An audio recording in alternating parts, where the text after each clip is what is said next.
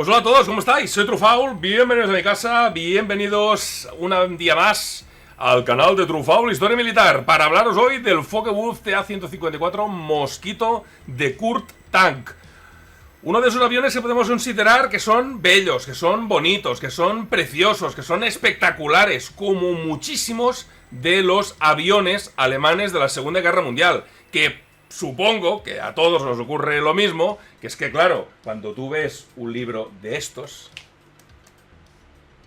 pues claro, estás obligado a comprarlo, porque hasta un vetusto, una castaña pilonga como el Bf-110 en su camuflaje de desierto es una auténtica pasada, es una auténtica belleza.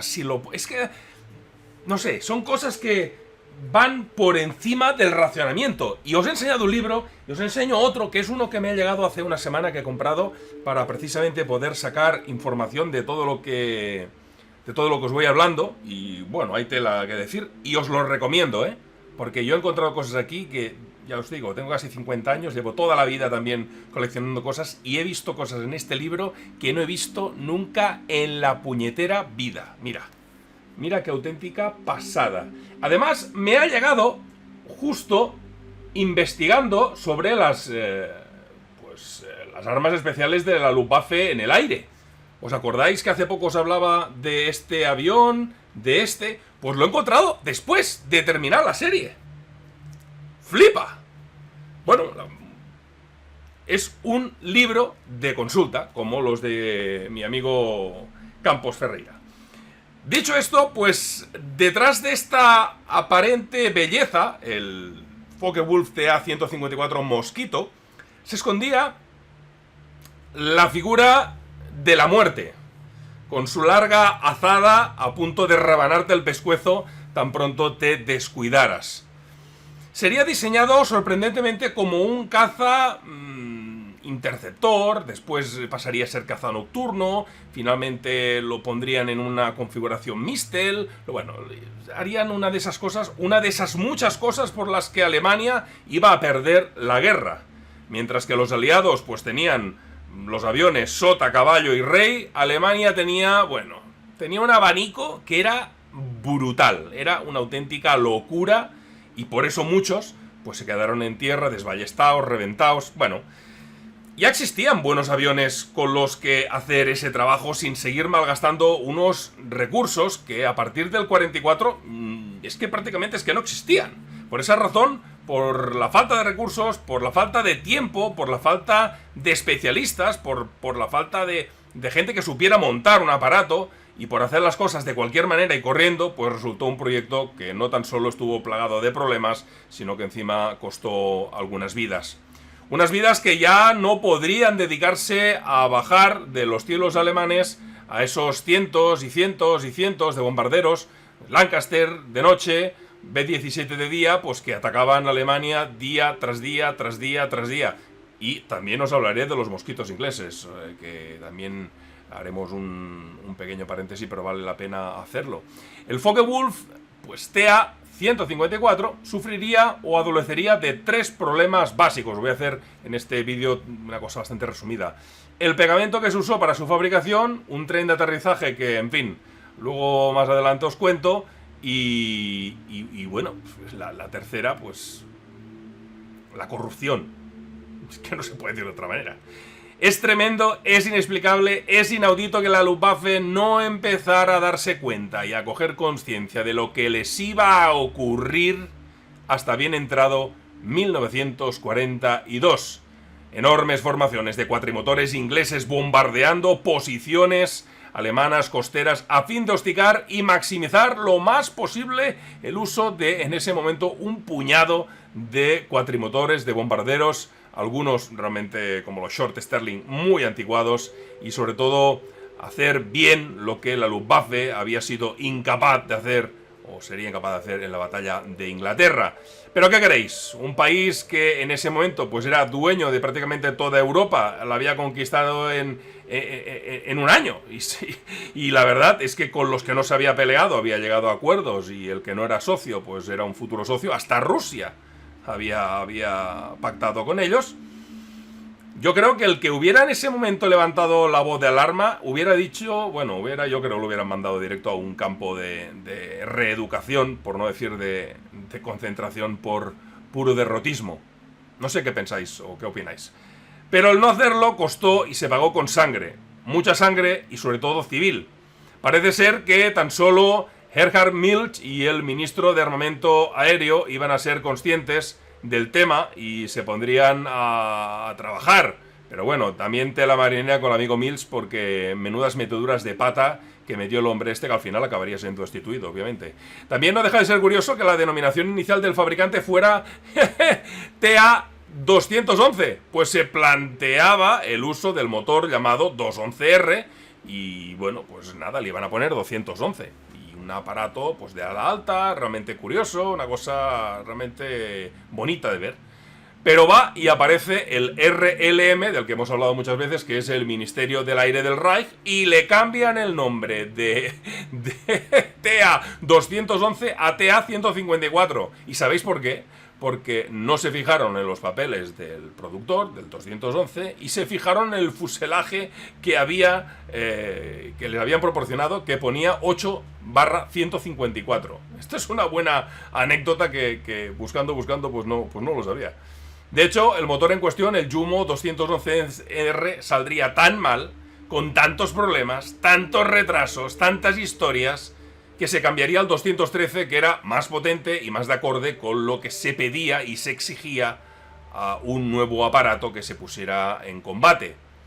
Ojo, que en el caso del Mosquito os podéis dar cuenta que los alemanes para nada, y vuelvo a repetiros, para que os quede claro, esos que son también a Germany lovers, pues para nada hacían todas las cosas bien. Muy al contrario, lo que pasa que, bueno, mira, cada uno pues mira lo que le interesa, ¿no? Pero no se puede hacer peor, ni las... Bueno, a ver, dejadme continuar. Curiosamente también se le pone el nombre de Mosquito, con K, en honor al extraordinario aparato que había proporcionado el fabricante de Havilland a la RAF con su Mosquito con Q.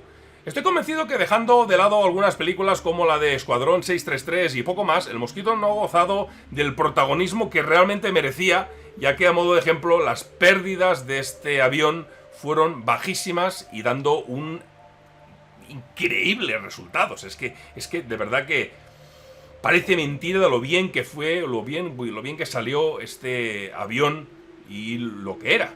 Otro tema muy controvertido históricamente es la tozudez de Milch, que era, y no olvidemos, mariscal de campo del aire, defendiendo este proyecto a capa y espada, a costa de retrasar 2 años, señores, un aparato extraordinario también, como iba a ser el Heinkel 219U, que a mi parecer sería la mejor plataforma destructora de bombarderos de la historia de Alemania de la Segunda Guerra Mundial, y que llegaría al final con muy pocas unidades, a pesar de unos inicios realmente demoledores enfrentándose a los ingleses.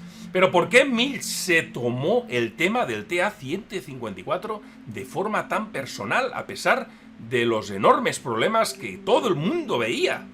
De los motores y del uso tan controvertido de la madera contrachapada, de la fabricación de nuevos fuselajes, de todo en general. Y es que el primer prototipo del Focke-Wulf volaría con motores 211F en julio del 43, y poco después, con una evolución, porque ya os digo, eran muy malos, una evolución de la F a la N. Imaginaros, ya las letras pasaban medio abecedario de golpe. El avión estaba compuesto con un 50% de madera y un 39% de acero y un 11% de tela. No queda claro si esto de tela pues es, o es el propio peso de la tela o es espacio vacío, no queda muy claro. Se mandaría uno de estos aparatos ya construido al aeródromo de Rechling-Larz a fin de enfrentarse de tú a tú con sus dos competidores, nada más y nada menos que el Heinkel HE 219A y el nuevo, bonito, espectacular y precioso Junkers JU 388. Una auténtica belleza que solo de verlo produce lágrimas, pero de alegría. Milch quería al T-54 sí o sí y con las mismas funciones que el Mosquito inglés. Siempre fue así y tenía que ser así. Pero fue pasando el tiempo, fueron pasando los meses, fueron pasando los años y se iba a dar cuenta finalmente, cuando ya le habían metido tantos mamporrazos en la cabeza, por muy mariscal que fuera, pues que había cometido un error de bulto y abogó por la versión del caza nocturno. En las pruebas, el T-54... Ay, perdón, el T-54. Cómo se me va la cabeza, ¿eh? Ya como estoy pensando yo en lo que... En las pruebas, el 154 batió fácilmente a sus dos rivales, pero hubo una trampa, y una trampa gorda no, gordísima. No montaba radar, no montaba armamento, así que claro, alcanzar 700 km por hora, pues era algo muy engañoso. Y, ojo, que el 219 armado a tope hasta los dientes solo había sido 75 km por hora más lento.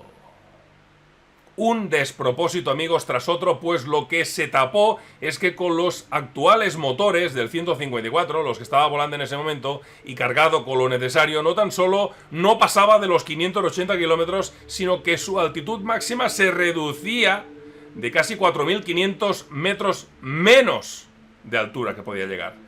Y el caso es que ya nos encontramos en junio de 1944, imaginaros, a puertas de terminar la contienda, y aún se están entregando los motores 213, y encima a cuentagotas, porque claro, están cayendo bombas por todos los lados, pues ¿qué queréis? Era muy difícil moverse por el Reich ya a mediados de 1944. Encima, el pegamento que usaba el fabricante para la unión de las maderas, de la madera, del aparato, llamada Tego, dejó de suministrarse de golpe porque el único lugar donde se producía una noche fue borrado literalmente del mapa por un bombardeo nocturno de la RAF de estos masivos. Y sí, esos aviones, los 219 de la Henkel, pues que tenían que haber derribado estos aviones, pues Milch, por cabezón, pues los dejó clavados en el suelo porque es que prácticamente no existían.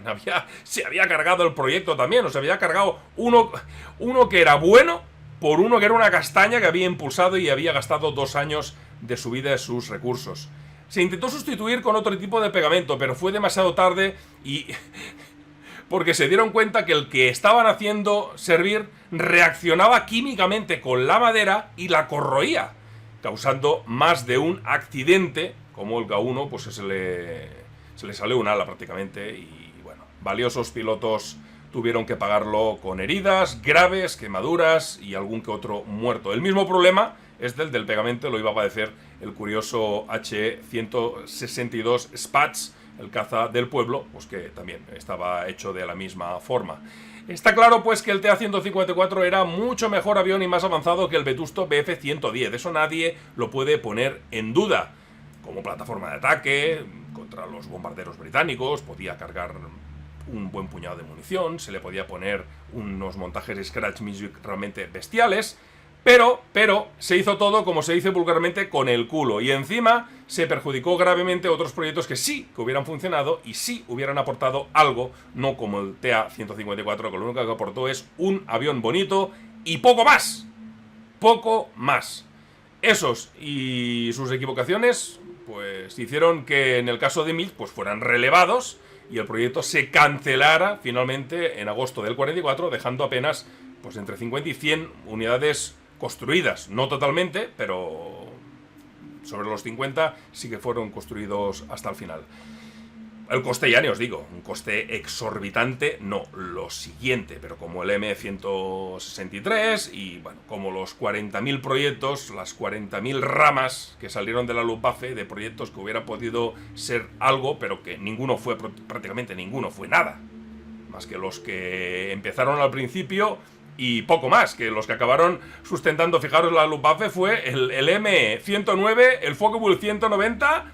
Y poco más, el Junker 88, el Cóndor. Es que podemos hablar de 8, 10 aviones. Todo lo demás, furayaca de la buena. Sí, aviones muy bonitos, proyectos espectaculares. Todo el mundo nos encanta hacer esa clase de maquetas, pero de servir, nada de nada. Y al final, ¿qué decir de un aparato que los propios pilotos acabaron simplemente por detestarlo o temerlo o incluso, bueno, decir o poner un informe que estaba disparando y veía cómo se le saltaban trozos de madera de su fuselaje debido a las vibraciones? Lo hacían difícil de volar, difícil de todo, según diversos testimonios, no uno, varios. Hubo pilotos que para complacer a Goering, también, pues también hay los que comen culos, pues dieron un parecer que era muy alejado de la realidad.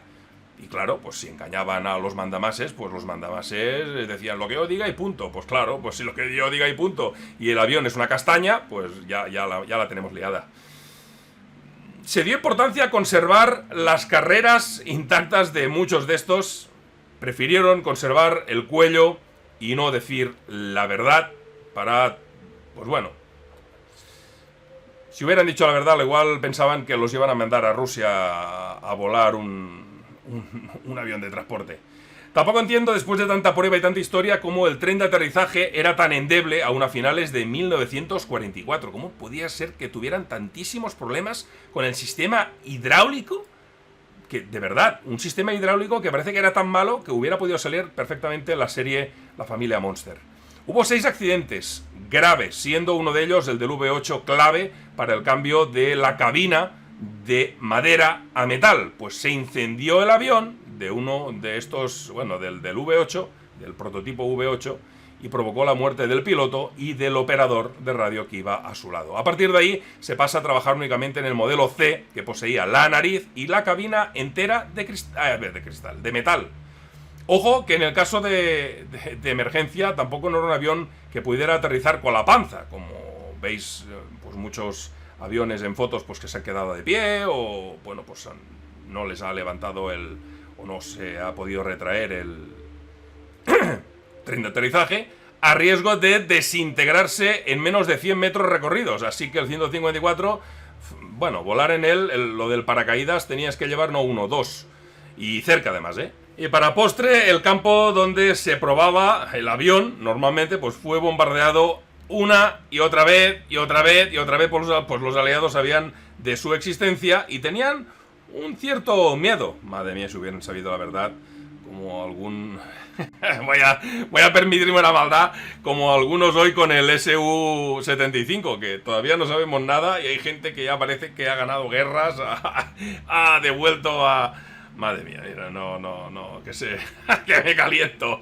Y desafortunadamente, y al igual que su anterior rival, el 219 de la Heinkel, entre 50 y 100 aviones que os he dicho que se habían completado o medio completado, pues terminó la guerra solo con un ejemplar intacto, uno de la versión A1 que había sido usado anteriormente por el NJG-3, el Escuadrón de Caza Nocturna número 3 de Lechfeld. Y cosas que pasan. Un avión tan bonito, a pesar de los problemas, a día de hoy no se conserva ni uno. Se ha perdido. O sea, como un animal en extinción, pues se ha extinguido. No queda ni un ejemplar. Hay alguna que os he enseñado en fotos, alguna reproducción a escala, pero no se ha conservado ninguno. Realmente es increíble como ningún moniato de la época se le ocurrió el poder conservar, pues un Cóndor, conservar alguno de estos aviones, meterlos en un museo y que puedan ser vistos por las próximas generaciones. Diseños realmente espectaculares. Bueno, espero que os haya gustado, espero que os haya entretenido. Os dejo las fuentes en descripción. Y si alguien quiere ver algún vídeo sobre libros, especialmente, pues yo que sé, que os recomiende 5 libros para comprarlos ahora en agosto para leer, pues me lo decís también en descripciones una vez comentéis el vídeo de hoy. ¡Hasta luego! ¡Chao, chao!